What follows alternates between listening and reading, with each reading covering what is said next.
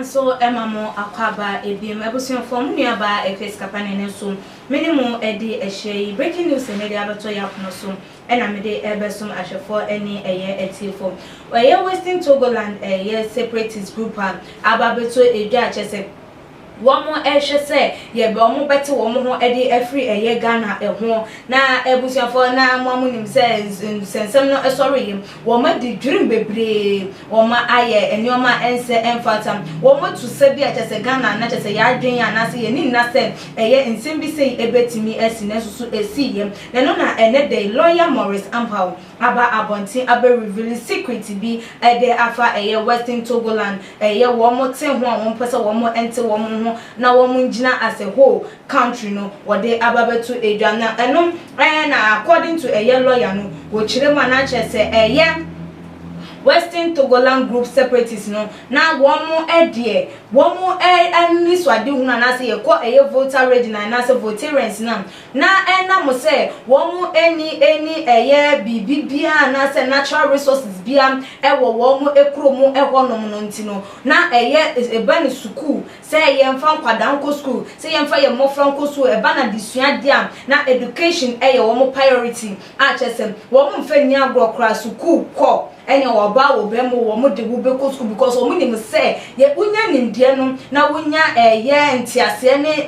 de keka eho no diam wo betimi ayeden akọwanim wo abrabom wo betimi achieve de wo pẹ wo betimi anya bibi biara wo pẹ ewo abrabom ntina adesua de wo mo entutu na se ekram enti eno na ema Voltarians no most of them enya wo mo ni hwe krampo no de na enya wo ma no brofo na enya wo mo adesua eno de na womo emfa enyeden eni agro eno ntina ma Voltarians no ana Volta region womo nya highest educationist ewo eho no ma chese womo ewo nkrofo womo enim de ewo enwumam na woto so no na wodi etu eja esem efiti da womo discover oil ewo Volta region pe ena womo adwen se dabi ene ehu behia say ye betwe ye ho ede afri Ghana ehu enti da wo discover oil was some part of wo mo ekro no eso no na secessionist group no decided say ena hu behia so mo be break away with Ghana said ye be ya womo oil no womo ebetimi ede etu womo ampon kasa empon no womo ankasa edi so na enyim enkonko yeso obi ene beba bebetu oil no amomo kakra wa bi ede edie eno na chese efri wonom amasa mentime ho ase amasa da ne da ntokwan ketenkete asore a chese womo pray womo ankasa womo ekuro womo ankasa womo pray womo etumi se womo peso womo gina as a country womo gina as a nation and also womo gina na womo ankasa ente womo se womo ede womo ene womo abra womo enhye wo bia enye den ensa ne no na wo kire mu ese Ghana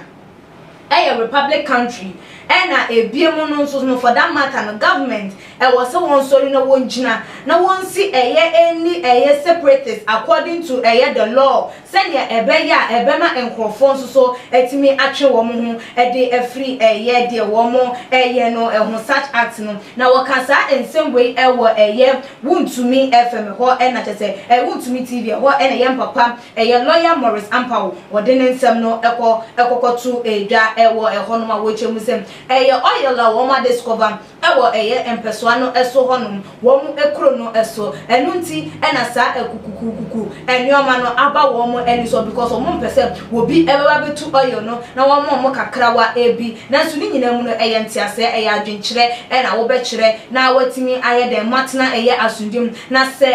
aban no ana se womu ayoma gense womu ntie de aban beka dia ene ebuna kwan so no aban tumi sem wotimi den ejina esi wo madane da won pese wo nte wo ho free republic countries ni bi no aban ho kwan ejina emra kwan so ebetimi esi wo mo kwan enti won jina emra kwan so na wonye sa agene se de be ya wo bi foforo anaye te wono ma ye nkonkote se buno fon so pese wo nte wo mo we for pese wo nte wo mo da bi enti no emra wo honom aban enhwe na won fa emra no enye adwuma se ne be ya wo mo so no won be hunu se emra ewo wo mayi na ye fi won ma na ye bo ede era White South constituency a former member of parliament now wo ni din Mr. Kosi Kidim what the ensembi ababa to eja ono susu echema or see legally Ghana doesn't exist. Na dey nti no susu echema Ghana legally enya dey say ye existing. Na no di echemu SM or say eye Ghana dey eye nkane no say dey na free ye Gold Coast ne ho eye enkroniba no enoma bebre na aye den akọ eye eso aye recall so many eye union ne ho kroniba enu no betimi aboam ama ye timi aye legal standing enti si ye ni sa akade ne ho enkroniba no pan dey na Ghana dey enya dey say ye betimi a exist e wo man no emu ana say betimi a exist na say na wo de ne nsem no etu edwa e wo ho no mo sing.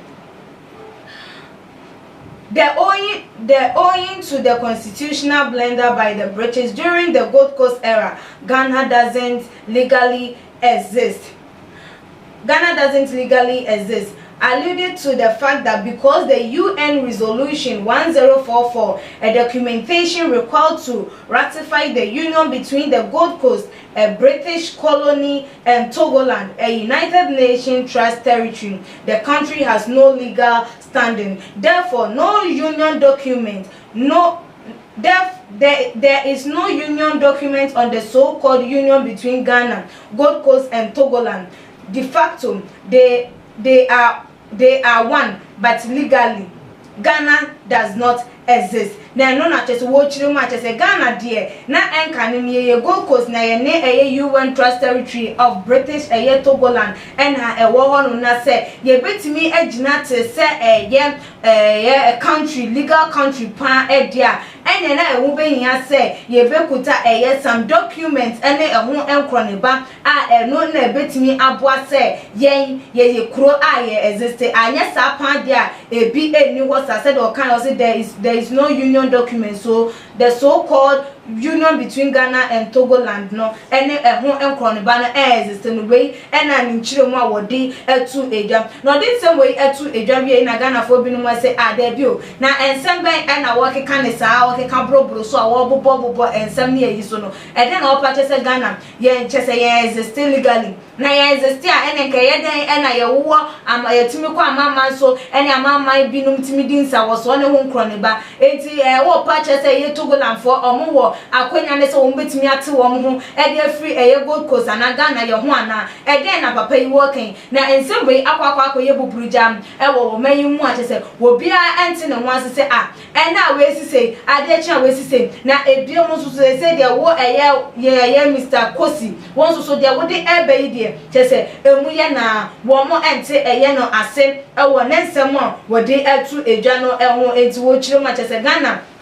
say betimi a recognize him say legalize there na e just ye hia union document no e betimi aboam ama yetimi legalize ye ho ama yetimi aka say ye a country and I say ye Ghana exist legally and to say any union document there any na say Ghana there ye existing na ebusuan form wo hwe ye papa lawyer Morris Ampom na nsema wo de atu edwa na no wo de akoto Western Togoland wo enhihye ye mo hu ne se aban panifo tu wo mo na isi ho no mo a emra ebetimi abo mo mo madi enkunum no won so wadwe nche efa ho esem na ye papa Mr. Kosi ono so de oka a wo chem se legally Ghana ye exist na no so den e na wo so betimi aka de afa ho abusuafo for wadwe nche no ebra e wo tuma gh comment section subscribe to the channel no so wenye ya like videos na share betimi so follow ye we IG page tuma gh_ me di dwumedi bro me din e de akua sika pada sene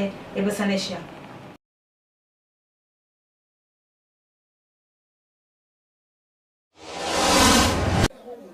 Too much GH. Me did akose Japan. E brepi am person me TV. Me share too much GH. Omo de move for. Hey, omo sports and as entertainment. Hey, omo de move for. Mo koso show mo. No any by GD bia. Me da ma say love you. Too much GH. We are boy wate. Shout out to your fans and everybody who is watching Too Much GH. Me did the Isaac Ojampo. We between family the great tampo. Bring. One man come on here. Too much GH. Too much GH. Too much. Na me so me I'm more fire.